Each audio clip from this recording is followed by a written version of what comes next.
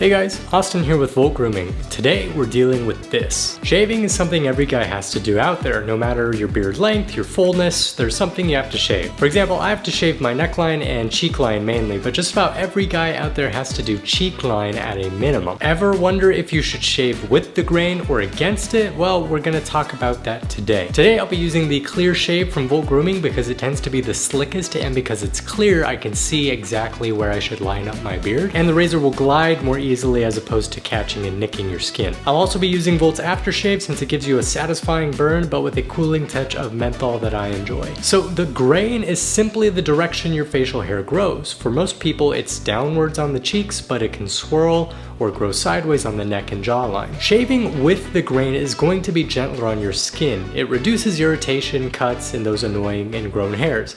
This is especially great if you have sensitive skin or are prone to razor bumps. The downside is it might not get you that super close shave, but for daily shaving or beginners, it's the way to go. Now, shaving against the grain gives you that ultra smooth, just left the barber shop feel, but it's also riskier. There's more tugging, there's more irritation, more chance of nicks and cuts. Just take a look at the examples I'm giving you. Now, if you want a relatively comfortable close shave, try this. First pass, shave with the grain. Then, only if your skin can handle it, go against the grain for a second pass. That way you get rid of the majority the easy way with the grain and get rid of a lot of the fine little sharp ends going against the grain. No matter how you shave, always prep your skin, use a sharp, fresh razor blade, and finish with a good aftershave or moisturizer to help heal the damaged or cut skin. So should you shave with the grain or against it, really depends on your skin, your hair, and your comfort level. If you guys like this video, hit that thumbs up and don't forget to subscribe for more grooming tips every single week. And happy shaving to you guys out there. I'll see you in another Volt video.